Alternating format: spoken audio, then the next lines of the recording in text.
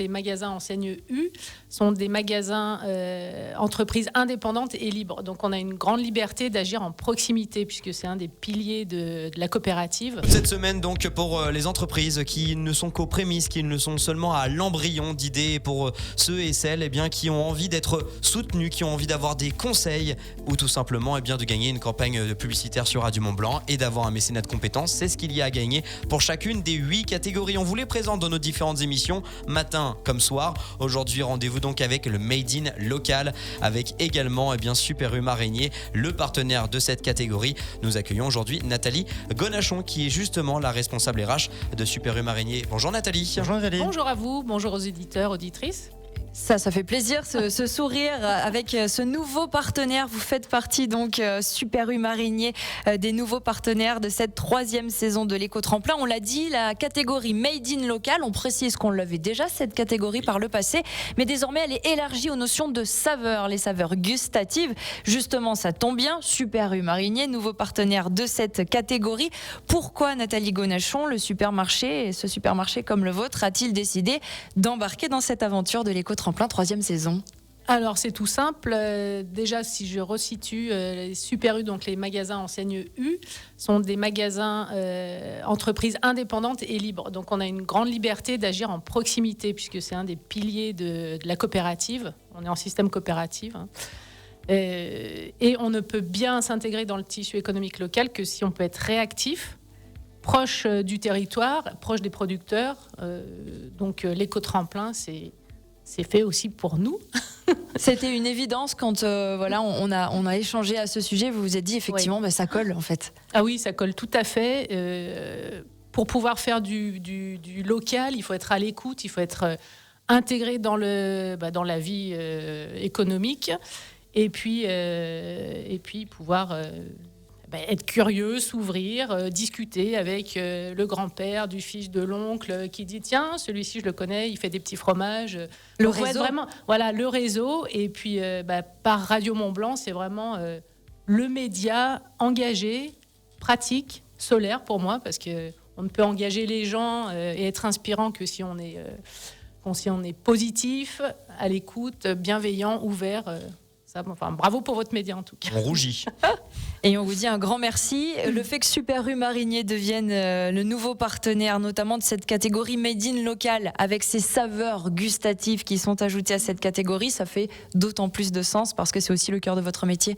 Oui, tout à fait. Et puis, pour être ouvert aux saveurs, le Made in local, donc c'est circuit court. Donc les gens, les consommateurs connaissent à peu près la région où ils habitent, j'espère. Circuit court veut dire produit de saison, normalement, veut dire travail des sols, prise en compte de l'air, de l'eau, etc., de façon un peu plus raisonnée et cohérente avec la protection de l'environnement, qui est nécessaire et impérative aujourd'hui.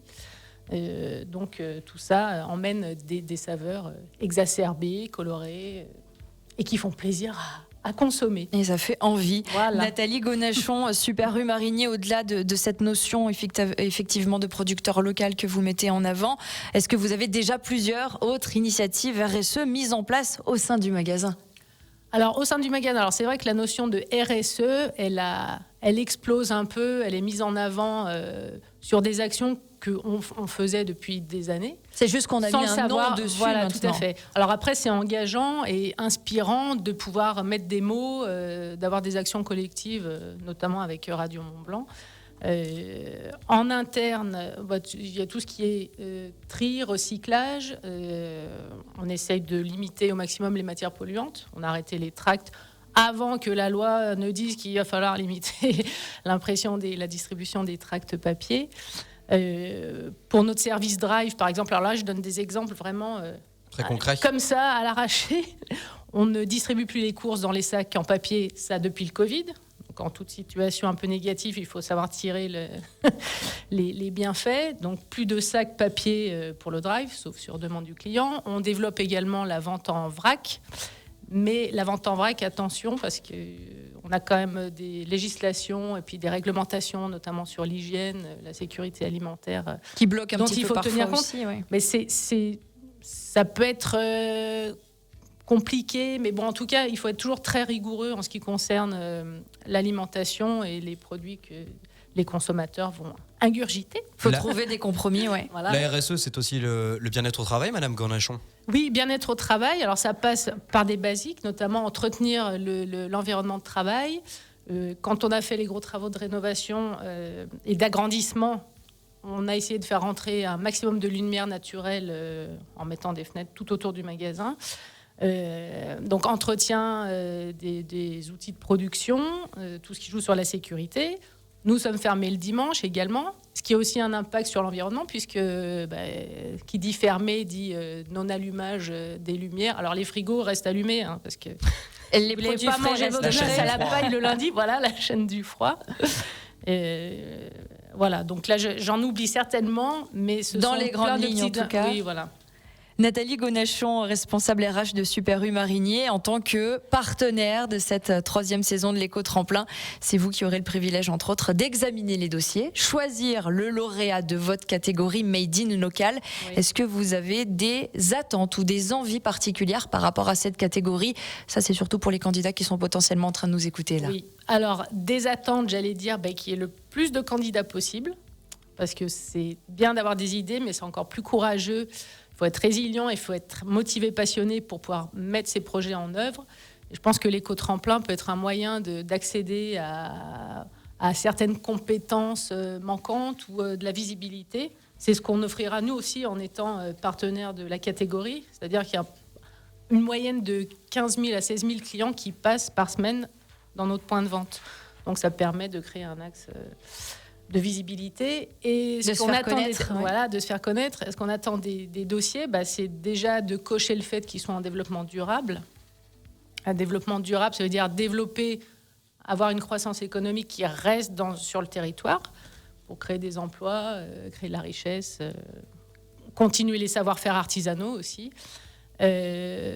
Voir quels sont les process de fabrication, les matières premières utilisées, d'où elles viennent, est-ce que c'est du recyclé, est-ce qu'on utilise beaucoup de composants chimiques, enfin bref, tout cet aspect durabilité en fait, et puis préservation ou maintien des ressources existantes, et puis ensuite la faisabilité du projet, le financement, s'il est déjà un peu abouti, et la passion et la motivation pour mettre le projet en œuvre.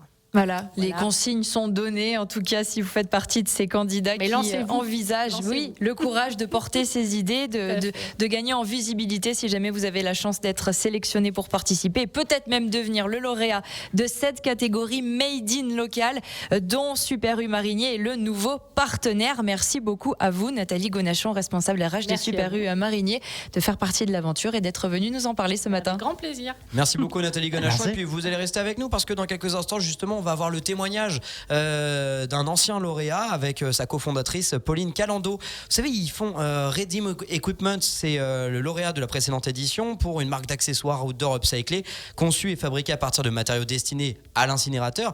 Et d'ailleurs, on en avait parlé, souvenez-vous, il y a quelques jours avec Knockboards. Les housses envoyées pour envoyer son snowboard à Knockboards sont faits par Redim Equipment.